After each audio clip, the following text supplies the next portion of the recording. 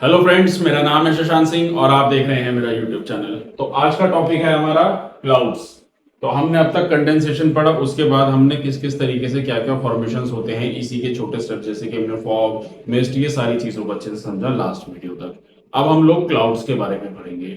देखो, हम लोगों ने अब तक इतना तो समझ लिया कि कंडेंसेशन एक प्रोसेस है जिससे क्लाउड्स बनते हैं। कैसे बनते हैं वो सारी चीजें अच्छी से हमने क्लाउड्स को डेप्थ में पढ़े, और उसके अलग अलग पार्ट्स, छोटे छोटे पार्ट्स जो हम लोग ग्राउंड पे देखने को मिलते हैं वो भी हमने समझ लिया। हमने ये भी जाना कि क्लाउड्स जो है सिर्फ ऊपर नहीं बनते, नीचे की तरफ भी बनते हैं, यानी कि सरफेस एरिया के आसपास भी बनते हैं अगर टेम्परेचर कम होता है। तो कहानी का क्रक्स ये है कि जो क्लाउड्स है उनका बनने का मेजर फॉर्मेशन का जो क्रेडिट है वो जाता है टेम्परेचर कम होने की वजह से। ठीक है ना। अब हम यहाँ पे क्लाउड्स की कुछ कैटेगरीज को पढ़ेंगे। क्लाउड्स क्या होते हैं वो तो हम छोटा सा यहाँ पे समझेंगे, साथ ही साथ क्लाउड्स कितने तरह के होते हैं और कौन से क्लाउड होते हैं जिनसे बरसात होती है, प्रेसिपिटेशन, जो इसके बाद हम अब अगली वीडियो में पढ़ेंगे। तो चलो वीडियो की शुरुआत करते हैं। तो देखिए क्या कह रहा है। Cloud is a mass of minute water droplets और tiny crystals of ice formed by the condensation of the water vapor in free air at considerable elevation। अब सिंपल है, क्लाउड कैसे बने। इवेपोरेशन हुआ, इवेपोरेशन होने के बाद उसमें ऊपर कंडेंसेशन हुआ जिससे क्लाउड बने। यहां पे वो कह रहा है कि tiny crystals of ice. Ice कहां से आ गई, ड्रॉपलेट तो समझ में आता है, आइस कहां से आ गई। तो आइस का मतलब हो गया, मैंने आपको बताया था ना, जो हेल स्टॉर्म्स बनते हैं। तो हेल स्टॉर्म्स में क्या होता है, हमारे बर्फ के गोले बनते हैं कि अगर मान लो इतनी हाइट पे हमारे क्लाउड्स बनेंगे, अब इससे ऊपर जाएंगे तो टेम्परेचर और कम होगा, तो फिर क्या होगा, वही बर्फ बनने लग जाएगी वहां पे। ठीक है ना। तो उसके बाद वो कहता है as the clouds are formed at some height over the surface of the earth they take various shapes.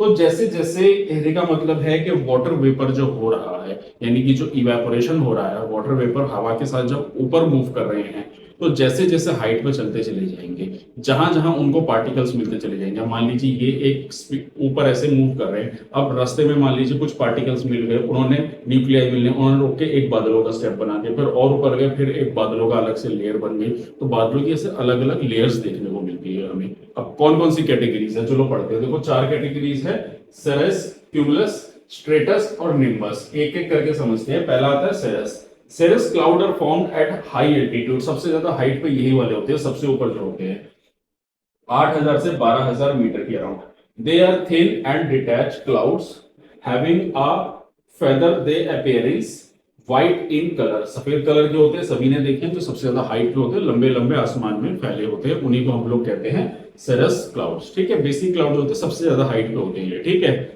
उसके बाद अगला आता है हमारा cumulus clouds. Look like cotton wool. They are generally formed at a height of 4000 से 7000 metre. They exist in patches and can be seen scattered here and there. अब जो cloud हमारे गोल गोल गोल गोल हमें देखने को मिलते हैं रुई के गुच्छे की तरह, वही हमारे कहलाते हैं हमारे क्यूमुलस क्लाउड्स। अब सवाल है कि सर ये इस तरीके से क्यों बन रहे हैं। तो देखो ये डिपेंड करता है वहां पे आसमान में जिस तरीके से इवेपोरेशन हो रहा है, किस लेवल पे टेम्परेचर कम हो रहा है, किस लेवल पे प्रेशर क्रिएट हो रहा है, उससे अलग अलग जो भी फॉर्मेशन होगा उसके हिसाब से, अलग अलग कैटेगरी के हिसाब से हमारे क्लाउड्स बने रहते हैं। तो पहला हमने पढ़ा सर्स हो गया, जो लंबे लंबे फैले होते हैं। फिर होता है क्यूमुलस, जो हमारे रुई की तरह फैले होते हैं।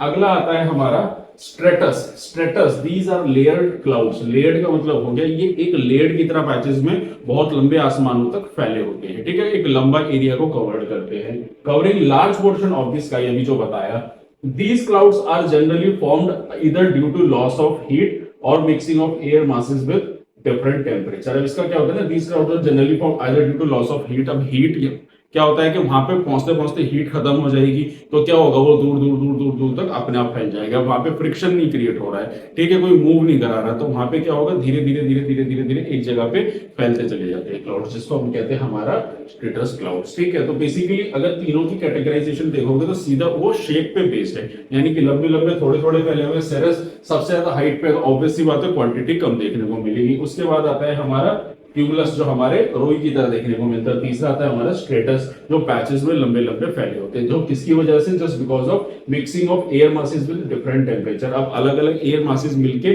टेम्परेचर से वो क्या होता है, अलग अलग फैल जाते हैं। ठीक है। तो जो अभी मैंने बताया ना कि अलग अलग कंडीशंस पर डिपेंड करते हैं कैसे क्लाउड्स बनेंगे। ठीक है। अब जैसे मान लो ऊपर क्लाउड बने, क्लाउड मूव कर रहे हैं, तो उसके मूव करने के कई सारे कारण हैं। हवा चल रही होगी, हवा से भी मूव हो सकते हैं, या फिर कोई फ्रिक्शन है वो अपने आप भी मूव कर सकते हैं। ठीक है।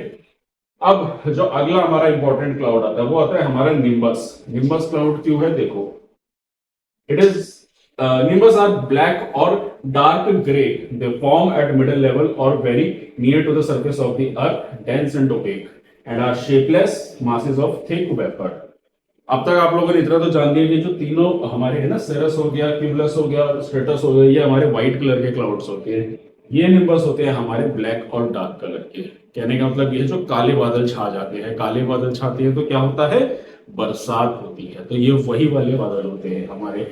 अब सवाल उठता है सर काले क्यों होते हैं, तो देखो पहली बात तो मैं ये बता देता हूं, इसका कहने का मतलब यहाँ पे होता है कि निम्बस जो क्लाउड होते हैं उसके अंदर वाटर वेपर की जो कैपेसिटी होती है वो मैक्सिमम होती है, सबसे ज्यादा होती है।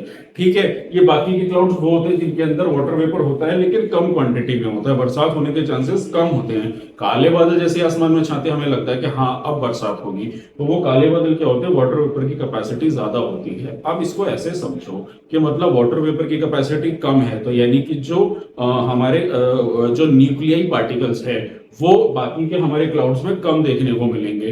कम है तो यानी कि उन क्लाउड्स में गैप होता है, गैप है तो उनमें से सनलाइट पास हो सकती है। सनलाइट पास होगी तो इसलिए वो ज्यादा शाइन मारेंगे, ज्यादा व्हाइट कलर के दिखेंगे और ज्यादा ही हमें मतलब अट्रैक्ट करेंगे, हमें चमकते हुए दिखेंगे व्हाइट कलर के।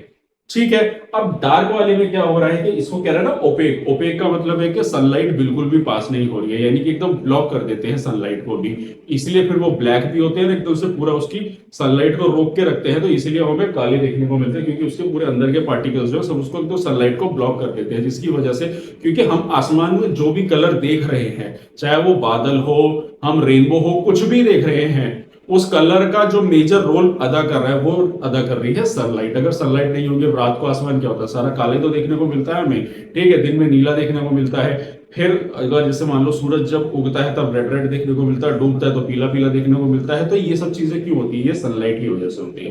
तो ठीक उसी तरीके से ये जितनी भी चीज हम देख रहे हैं, सफेद बादल, काले बादल, इसका एक मेजर रोल बन जाता है सनलाइट की वजह से। काले बादल है, पार्टिकल्स को एकदम ब्लॉक कर देते हैं तो वो सनलाइट पास नहीं देते और हमें ब्लैक ब्लैक देखने को मिलता है, वही हमारे फिर बरसात लेकर आते हैं। ठीक है ना, और लास्ट में बस यही कह रहा है कि डेंस होते हैं, ओपेक होते हैं, मतलब ओपेक का मतलब होता है जो कोई चीज वहां से पास नहीं हो सकती, जैसे कि ट्रांसपेरेंट हो गया हमारा शीशा हो गया, ओपेक मतलब वहां से कोई चीज पास ना हो सके।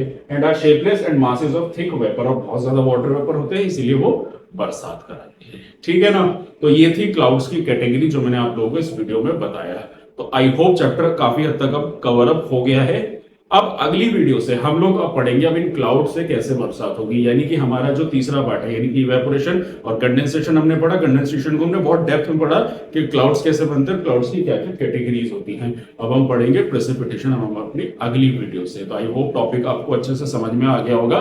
तो यही था मेरा आज का टॉपिक। तो अगर आप लोगों को मेरा काम पसंद आ रहा है, अगर आप लोगों को मेरी वीडियो अच्छी लग रही है तो मेरे चैनल को सब्सक्राइब कीजिए, मेरी वीडियो को लाइक कीजिए, कमेंट में कोई भी डाउट है तो जरूर पूछिए और मैक्सिमम लोगों तक इस वीडियो को शेयर करें। तो आज के लिए इतना ही, मिलते हैं नेक्स्ट वीडियो में। Thank you very much.